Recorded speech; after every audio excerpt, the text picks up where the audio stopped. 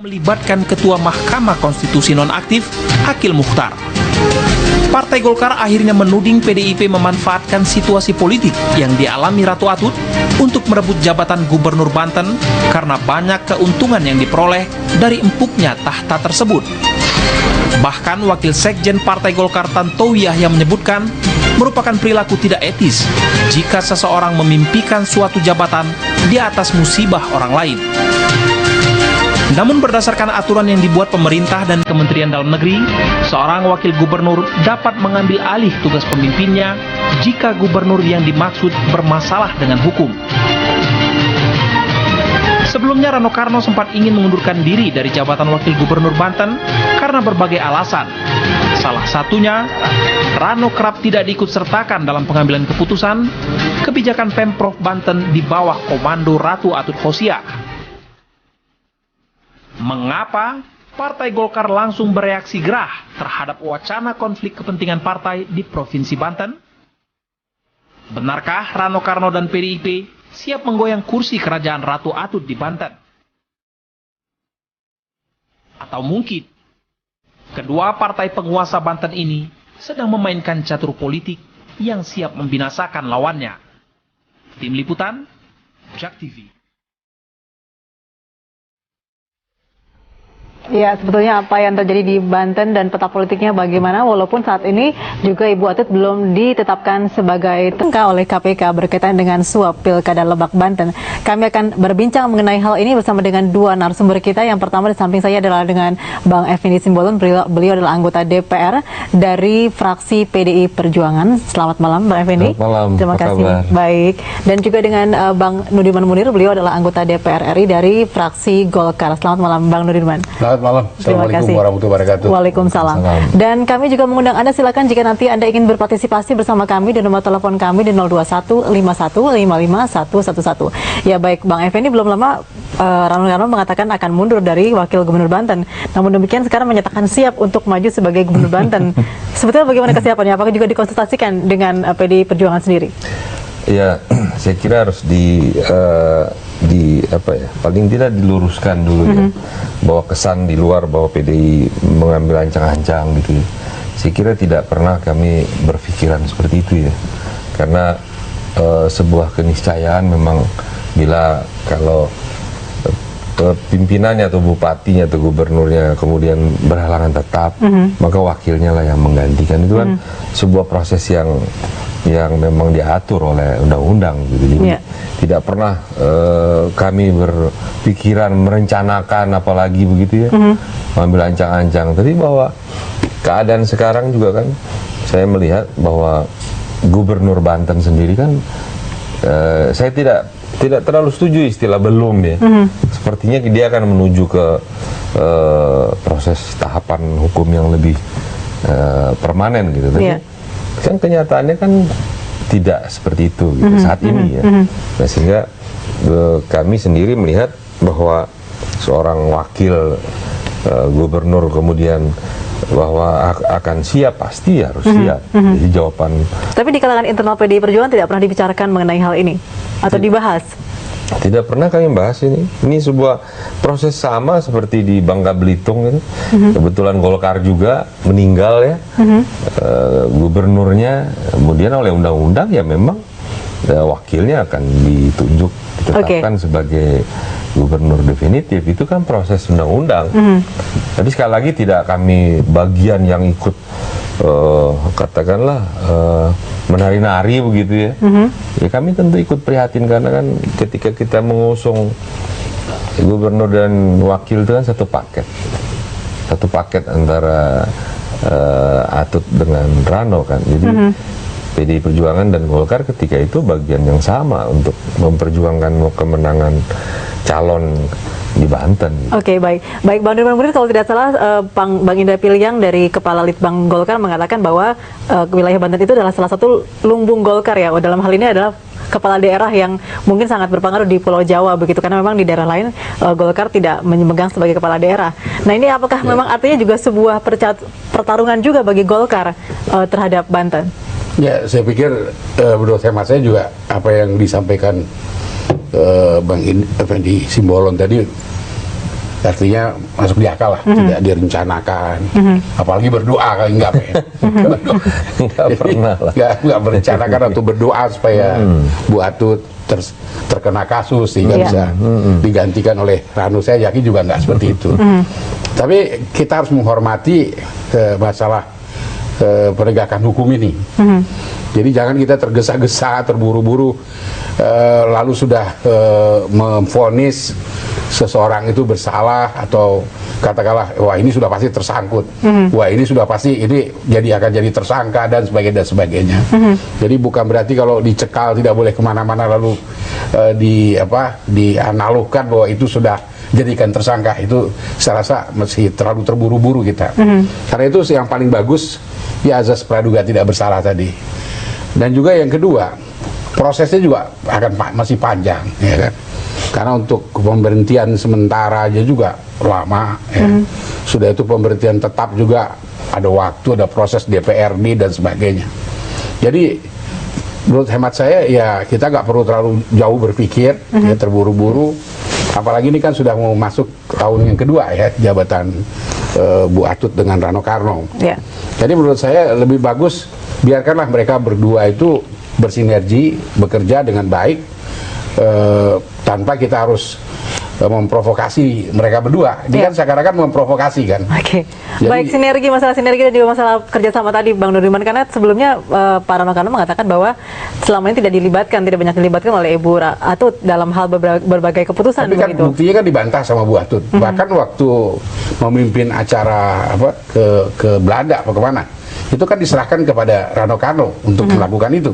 Jadi saya pikir ini rumor-rumor ini jangan terlalu kita terima terburu-buru ya. Satu kerjasama ini juga jangan terlalu cepat kita anggap bahwa ini telah terjadi satu ketidaksepakatan, ketidakharmonisan. Cuma yang pasti kita harus perhatikan sekarang bahwa kita berikanlah satu kesempatan kepada penegak hukum untuk melakukan tugasnya demi bangsa dan negara ini, dan kita hormati apapun hasilnya, sehingga kita nggak terlalu apa yang beberapa teman-teman bilang GR ya, artinya wah ini segera Rano akan segera menjadi gubernur dan sebagainya, karena masih banyak proses ke sana gitu ya. Jadi karena itu kita lebih bagus kita nggak usah provokasi mereka berdua, biarkan mereka bekerja sama dengan baik demi kepentingan rakyat Banten dan kepentingan bangsa dan negara ke depan, daripada kita di sini mengadu domba mereka. Oke, baik, kita terima telepon dulu dari pemirsa. Selamat malam. Halo. Halo, Iya, silakan, dengan Bapak siapa di mana, Pak? Bapak Ripan dari Jakarta. Ya, langsung saja, Pak. Mau komentari kepada bapak-bapak nih, Bu. Karena keluarga saya emang asli Banten gitu ya, Bu ya. Karena ya kalau dibilang keluarga Atut ya berkolusi ya memang udah sewajarnya lah. Semua mungkin warga sana udah mengetahui, Bu. Jalan-jalan juga nggak beres. Oke. Baik, apakah juga Pak Rifan mendukung seandainya nanti Pak Rano Karno yang akan maju sebagai Gubernur Banten? Ya, saya sih cocok aja, Bu. Apalagi ya istilahnya memang iya, kalau saya sih cocok aja. Oke, baik kalau gitu. Terima kasih Pak Rifan di Jakarta atas pendapat Anda. Nanti kita akan tanggapi setelah break. Jangan kemana-mana, kami akan kembali bersama setelah pariwara berikut.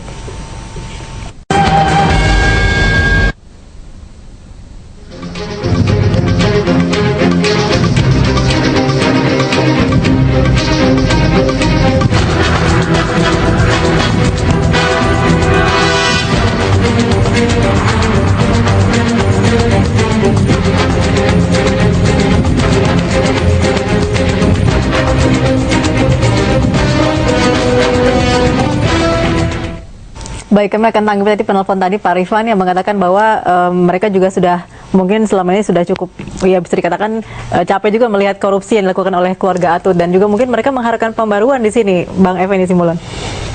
Ya, saya kira sah-sah saja ya, tapi tidak berarti kemudian kita melakukan cara-cara yang di luar konstitusi, di luar etika aturan yang ada kan. Saya kira di PD Perjuangan tidak pernah kita berpikir gitu ya, apalagi membuat sebuah gerakan agar yang di atasnya itu kemudian menjadi masalah hukum, masalah lain gitu ya. Kita menghormati gitu, bahwa ada kegalauan beberapa waktu lalu dalam hubungan yang mungkin kurang harmonis, itu kan dinamika ya. Dinamika saya kira bukan hanya Atutnya yang kurang, mungkin juga dari Aranonya yang belum bisa mengejas karena dengan latar belakang dari dunia yang beda kan, bisa saja kan, tapi pelan-pelan kemudian itu akan menjadi harmonis. Kalau ada kenyataan seperti sekarang masalah hukum, tapi tidak berarti serta-merta kami mengambil ancang-ancang di PDI untuk melakukan gerakan menohok ke sana sama sekali. Jadi dikonfirmasi ini tidak benar begitu tidak ya, Bang ada, Effendi ya? Dan tadi juga kalau kunjungan Rano dengan Ibu Mega itu sih memang lokasi pabriknya ada di wilayah Banten.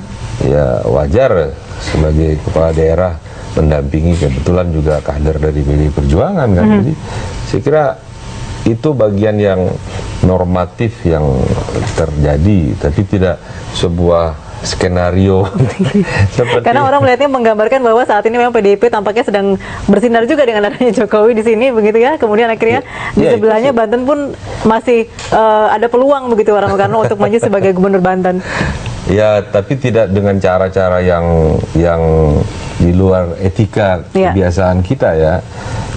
Saya kira Pak Rano juga orang yang baik, dan tadi kita dengar dari masyarakat juga banyak lah yang memberi support kepada Pak Rano ya. Itu pada waktunya kalau memang itu garis tangan. Tapi tidak benar kalau ada yang mengatakan bahwa itu PD Perjuangan sedang menunggangi gitu. Waduh, demo ini ya PD Perjuangan yang bayar gitu kan.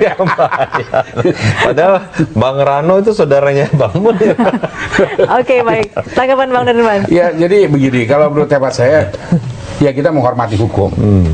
Karena saya juga, apalagi di masalah pilkada kan, masalah pilkada ini kan yang ini sangat sensitif ya.